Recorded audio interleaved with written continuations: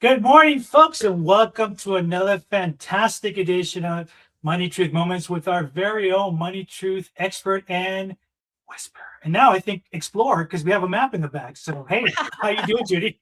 The Money Whisperer and Explorer. There Yeah, we go. yeah, this is Money kind of Explorer. There cool. we go. We have a new one now. For I've sure. been to a lot of those places. It's Today I'm in awesome. Tulsa, Oklahoma, coming to you live. Isn't that All fun? right, folks.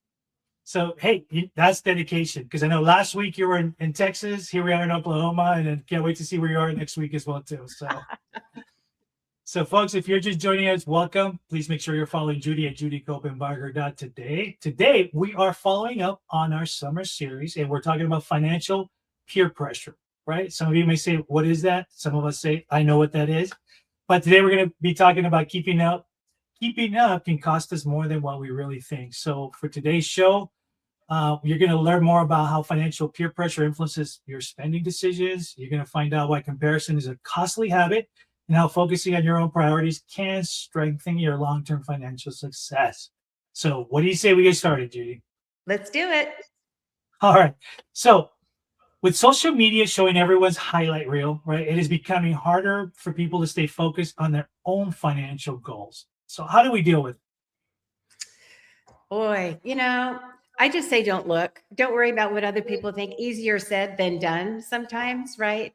It's easy to get into that comparison deal, appearances. How do I look? Do I look right? Am I meeting the expectations? Are they realistic expectations? All of that. So that can really be an issue for people. Personally, I haven't ever really had a struggle with this, but I know it's a real thing for a lot of people. And if you have a couple, one of them is going to probably have a little bit more propensity to worry about what other people think than the other. So I've dealt with that a little bit, from the outside. All right, folks, and also, so I'm gonna talk about this really briefly too. So when you're dealing with this and you're talking, we always talk about mindset, right? And I think really that's what everything really comes down to. And how do we perceive things? How do we change things, and so forth. Um, but it's interesting that pressure of buying things or actually, it's becoming harder is because you're constantly seeing, hey, so and so has got a new. I'm going to use like the car analogy. Has got a Corvette and all that, or they've got. Hey, did you see the new toy that they got for? Believe it or not, even mowing their lawn, right? Like simple things like that we shouldn't be paying attention to, but yet it's there. It's constantly on there. And I know that there's a lot of folks that like to live life on social media. Whether you're an influencer or not, but that's the key. It's like how do you do reality versus their reality, right? And that's, I think, something that we're going to talk about a little further as well too. Yeah, I think But it's what do you? important. Oh, sorry. I think it's important No, for some go people to make ahead. a status. It's you want to fit in. You have the fear of missing out, the FOMO thing, right? It's getting that outside validation. And so the mindset, I think you're right. That's something that we can do. You can't control what everybody else is doing in the neighborhood, but my mindset is, do I need to be validated by them, or can I be just satisfied and grateful with what I have and how I look and what we own, right? But that's a big conversation. I think a lot of it happens right here. So that leads me to my next question, and that's, why do people feel that pressure to buy things that they might not even want? I think that's it. FOMO, validation, status, keeping up with the Joneses. I think that's a big thing for a lot of people. Like you said, they got a new lawnmower, they got a new car. Everybody can see what's in their driveway, and they can see what's in my driveway. Even they got a new gardener and they have pretty flowers out front. I better go, get a new gardener or get busy on Saturday. So it's all those things, how the kids are dressed, what school they go to, what zip code we live in. And so we need to ask ourselves at some point, some of those things might be really important and important to our goals and our values and our family and our long-term approach to finances. But other things, are they really important, or do we just kind of think they are? Right? We're That's a great looking at. point. Yeah. So you've been doing this for quite a while. You've dealt with folks. We always talk about this. Some that are just starting out, some that have been around but never really learned their life lessons, right, and things like that. But what financial patterns have you seen when people constantly compare themselves to others? Uh, it's going to show up in debt. It's going to show up on the credit cards. Now, there are some trust babies, some people that just the money flow is there. They know never have to think about it, and they never really master stewardship and planning. But you'll see it for most people, it'll start showing up on the credit cards, the balances, and pretty soon that line item to pay off debt every month in the monthly expenses is just like bigger than everything else. Overspending, bringing home things and you look and go, the boxes and the bags. Now it's Amazon, right? The boxes show it. Yep. Wow, did I really need that? Am I hiding things in the trunk of my car and bringing them in when my spouse isn't available to see what I've done? Is there any shame or guilt in what you're buying? That might be an indication. I think people that want to retire at a certain age and they can't, that's an indicator that maybe they have spent for the wrong reasons or overspent. It's making choices. It's like, if we just look at what is the value of what I'm purchasing, not needs, wants, wishes. I mean, that's an important conversation that we've had many times. So if you're watching, go to that one. That really gives you a good, like, how do I do this at my house? But it's choosing, it's just choosing. It's the mindset. Once we were probably about 30 and I really wanted an armoire to put my clothes in. I just thought the furniture was beautiful. I like the big wood thing. And I saved and saved and saved. And every month I put a little away. Every paycheck I put a little away and in my envelope in the sock drawer, right? my safety deposit box before we had them. And so I saved and saved and saved. And probably a couple of years, because I wanted this armoire, and I'd go to the furniture store and visit it. And that was before we could see it online. It's like, oh, that would just be so beautiful. And so when it came time, I had enough money to get it. It's coming up on the Memorial Day sale. I decided, after I sat down and thought, do I really want it? Which is, I think, the key to have that conversation. Do I really want it? And the answer was, you know what, I'd prefer to have, even though that would be lovely. If it showed up, I would not complain. But the same amount of money is what I needed for season tickets to the theater for Larry and I. And so we could go, for a whole year, every month to go see a play or a musical or a concert or something. And get the value of those experiences rather than having a piece of furniture. And so I chose to do that year. And then later, when it was time to save again for the armoire, something else, was more important. And I never went back and never got it. But I think it was that process of intention. Am I spontaneously purchasing something? Is there delayed gratification? Am I saving? I think I did a lot of things, right? There's a lot of lessons in that little story. But when it came down to it, I said, is this really what I want? Does it give me what I need? And I don't think it was really necessarily about status. Maybe it was about pride or nostalgia. Maybe it was about convenience or comfort. I'm not sure what it was about, but it wasn't about experiences. And at that point in my life, that's what I wanted to have. And that's the choice that we made. But that's just a story that comes to mind about when you're going through the process of what am I buying? What's its purpose? I think that's worth looking at, to get the mindset right. Oh, for sure.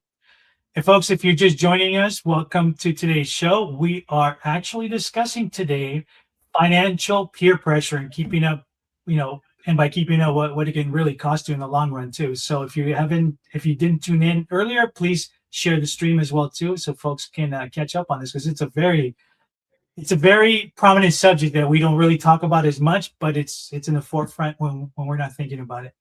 So let me ask you this also. What mindset helps people break free from this financial comparison? And I'll give you an example after, because I think I've caught myself on a lot of this. And something you just said too about the packages and hiding them in the trunk. I'm guilty of that, but for a good reason. For birthdays and because for Christmas, everybody wants to know Mother's Day when you're trying to keep it out of people snooping around or whatever. That's my only guilt. So I will confess to that. Yeah, I've done that too. It's like, oh, are they not looking? Especially when the kids are little, you got to be really careful. Yes, yeah, one of my sons recently told me that the year that he discovered Christmas wasn't what he thought, that he saw us bringing all the stuff out of the trunk from upstairs window. I had no idea he was watching. And he saw that stuff. And then Christmas morning, voila. And he's like, yeah, I'm not buying it. It's like, oh, I'm so sorry. I didn't know that. And I just learned that a few years ago. He's 30, right? It's like, oh, shoot. Wow. So we try.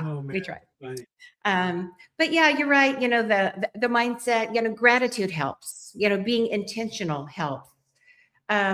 Defining the process of purchasing something on your own terms. I think long-term thinking, it align with your goals? I would say when you're going to make a major purchase that is not necessarily necessary, there's like two questions you want to ask yourself. The first one is, does this align with my goals? Does this align with my values? Right? Is this, in my lane of where I'm going long term? And the second thing is, if anyone, who am I trying to impress? And I think if you get past those two threshold questions and the answer is, I'm not trying to impress anyone. I want it. I need it. It's time to do it. And it is in alignment with my long-term goals and my values. Do it. Right? If you can afford it, do it. So I think those two threshold questions might be helpful if this is a struggle. Yeah, and you know what? Some of these lessons I learned the hard way when I was a kid. And it's, when you're a kid, you think, the money, it grows on trees, and why can't we have this, or why can't we have that? So and so has this. And for me, it was always about, since I was in sports, like my friends had like the latest and greatest Nike shoe or whatever it was at the time. Adidas, if I remember, Puma, I think, is one of the brands back in the day, right? But my dad was always of the mindset that it doesn't matter what anybody else has got. This is what we have, and you shouldn't be trying to compare yourself with folks. So he would make it a point to take us to what was this? Do you remember the shoe stores that were around forever? Stride Right. That was one, but the whole little stores, the shoe stores, I can't even remember what they were. But anyway, he used to take us there on purpose, just because, okay, these shoes look just as good.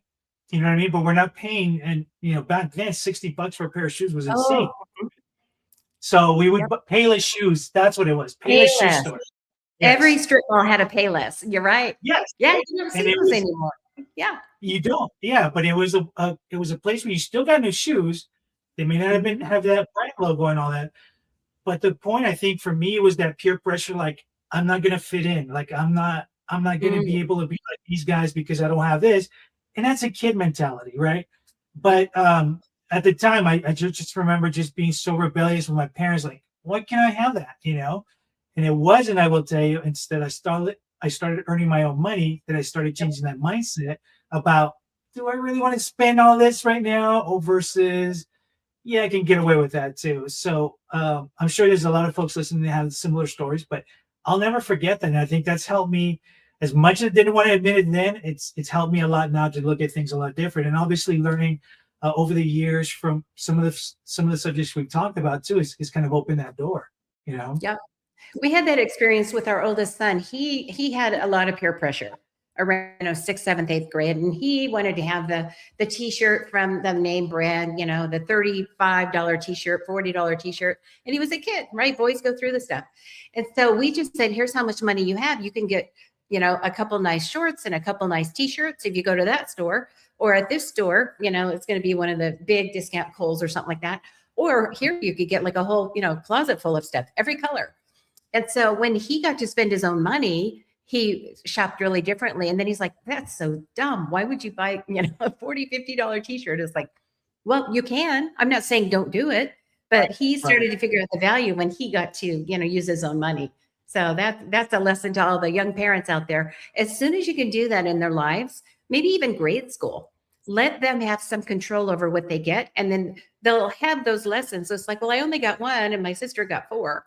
Why? Well, right. So, and there might be the value to one, kids are all different. People are all different. So one child might really want a couple nice things, and the other one might want a whole closet full of stuff that, is disposable. And that's fine, but you let them choose. One of the things I taught our son with this too is, I don't know if you remember, but one of the trends that's been around now, I don't know if it still is or not, but it's this Supreme brand, right? All it says is Supreme with just a block square. That's it. And kids are spending hundreds, $200, whatever it was, just because this thing had the name Supreme. And I finally said to him, okay, you realize that's one guy that posted something that's famous. It says Supreme, and now all you guys are spending, $500 on this just because it says Supreme.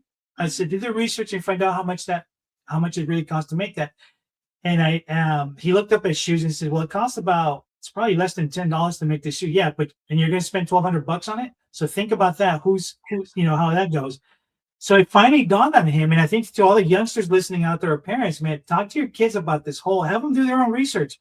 Like, what is this brand really worth? Because you're hyping it up for somebody else, and then you're losing your money on making somebody else rich, which, that's great and all that. But for a kid that's struggling or for a family that's struggling just to try to keep up, I think this is what's great where we're talking about this. Yeah, the peer pressure, the marketing. I mean, it comes at you from other people. And social media, I'm sure I'm not on it a whole lot, but I'm sure there's a lot there. But it also comes from the marketing, from the world out there. So, and I think, one reflective question, if you were going to just ask yourself if you're struggling with this or trying to help your kids, is if nobody else saw what you're buying right now, would you still buy it? Right? If nobody Question. knew, if nobody saw the brand, nobody saw the logo or whatever, that car, would you still buy it? Or is it about what, the world is going to perceive? So that's just a great question. Yeah, and I think for a lot of old guys, right? I think cars tends to play a big role in that. Because remember, as a kid, I always wanted a Corvette, and I've seen some of these new ones, and I said at some point I'm going to own one, and then I got in one, and I couldn't get out of it because it's too low to the ground. So I was like trying to crawl out of it, like forget it, man. That dream is gone. Yeah, exactly. So, I feel those for young people. yeah, I caught that on really quick for sure. Folks, thank you for joining us today. We are having a great time talking about peer pressure, believe it or not, and yet we're still smiling about it. But please make sure you watch the beginning of the show. There's a lot of great content that we talked about so far. And we are at the tail end of the show. So, folks, you know what that means.